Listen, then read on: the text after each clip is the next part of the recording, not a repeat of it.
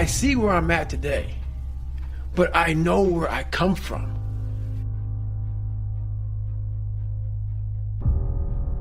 The one thing that made me who I am today is being vulnerable. It's breaking myself down to the absolute rock bottom. Life created this person, me.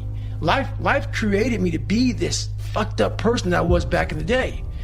And I had to realize, man, that's okay, man. It's not my fault. Now I gotta go back and fix this shit though. So a lot of this isn't your fault, why you do some things you do, why you feel the way you feel. But no one's coming back to save your ass. You have to go back to where the shit started, wherever that place is for everybody, and have the courage to go back there and start fixing what broke you. And that's when I was like, hey, I'm fucked up. I'm gonna go back and fix this though. I'm amazed at what a human being can actually do. So when I start talking to myself in the third person, it's strictly because I know that I literally made this human being out of just like a whole bunch of scraps. And I wasn't, I wasn't a mechanic. I wasn't a carpenter, so I didn't know how to do any of this shit. I wasn't trained in how to build a human being from nothing. And I started putting this scrap metal together. I'm like, I wonder what the fuck's gonna happen. The first year I tried to do it was all fucked up. And after a while, I started learning more and more and more through pain and suffering. I started learning so much about stuff. Before I knew it, man, I built this beautiful car. I'm like, how the fuck did I do that? And I knew how, and I know how to do it because I have all the tools. Through all the failure I went through trying to build this person who's Goggins. Another thing about growth is you can't hold on to hate. You can't hold on to hate. And see, once you take a different step, so I had to take a step out of my life because once you're in that hell, that's all you see is what's in front of you. When you're in hell, all you see is the little patch in front of you of the kids that are calling you nigger. Or the people that spray painted nigger were gonna kill you on your car. People put that shit in your locker. People put that shit on your notebook in Spanish class. That's all you see. So once you take a step back and see the reality of the true ignorance that you're dealing with from a small group of people, that's when you get growth. You know what's funny about me, man? I have zero anger. I'm a passionate guy, but I get it though. The way I talk, the way I come across, I'm an aggressive guy. Anger can't sustain you for a long period of time. Because once you get in a situation, trust me, I tried it before. When you get in a real hard situation and you're miserable, that anger is gone. What comes up is real. The real feeling of who you are and where you're at. So that anger can fuel you for so long.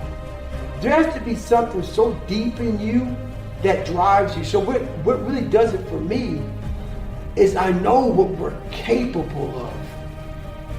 And I know that most human beings aren't willing to go where I am.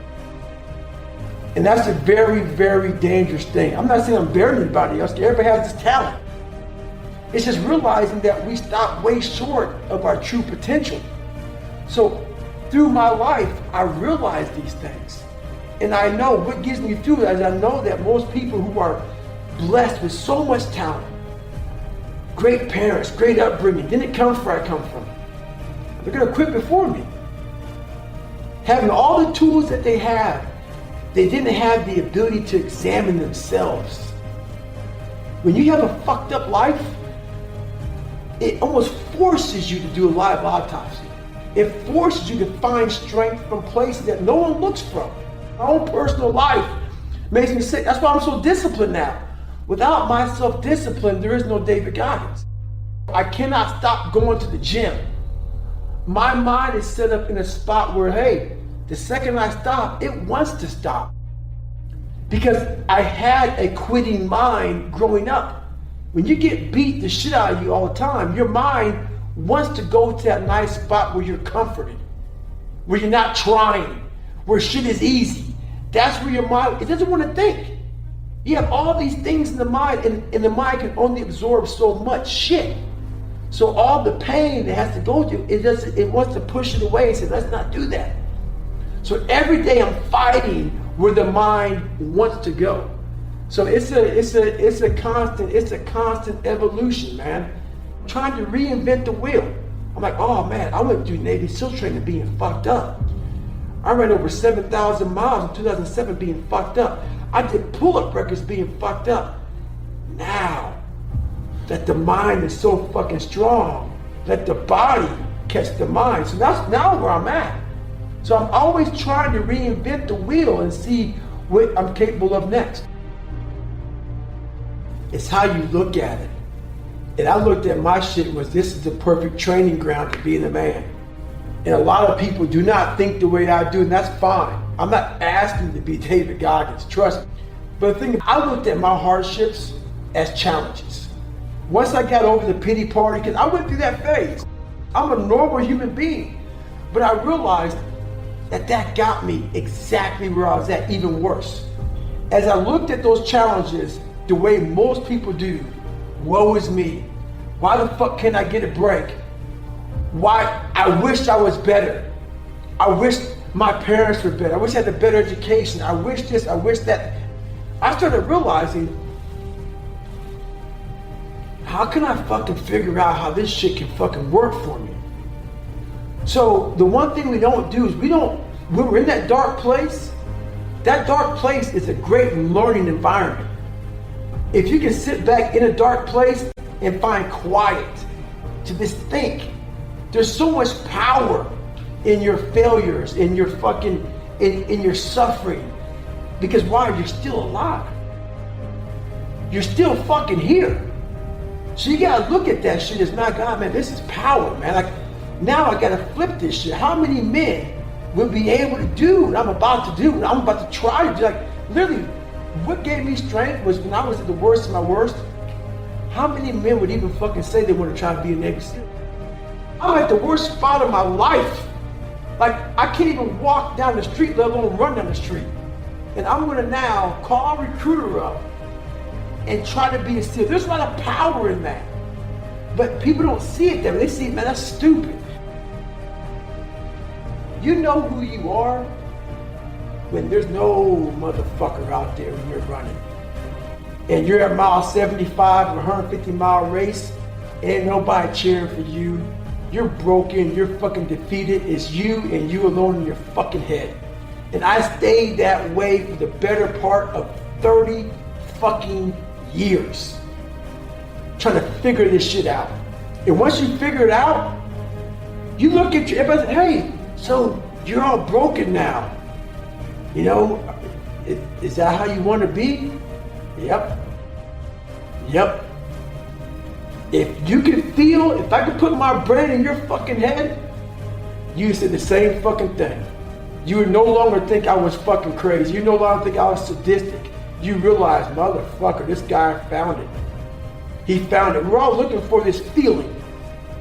People see, oh my God, you look in his eyes, you see like almost an emptiness.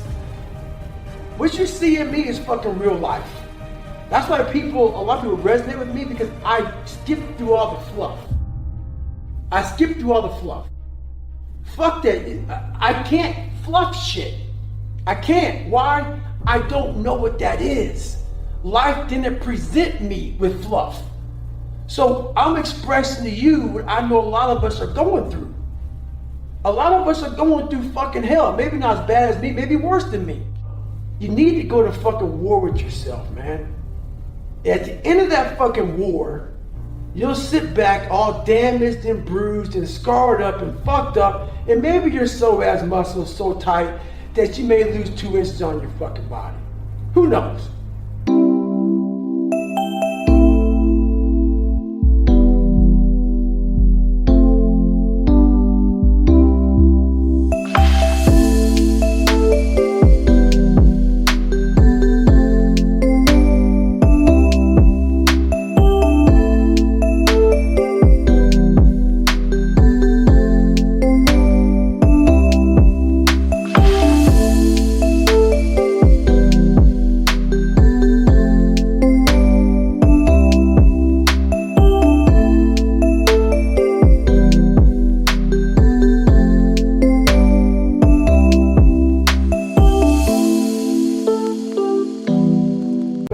fucking war, you're gonna sit back on a couch, maybe have a fucking glass of water. If you drink a beer, you drink a beer.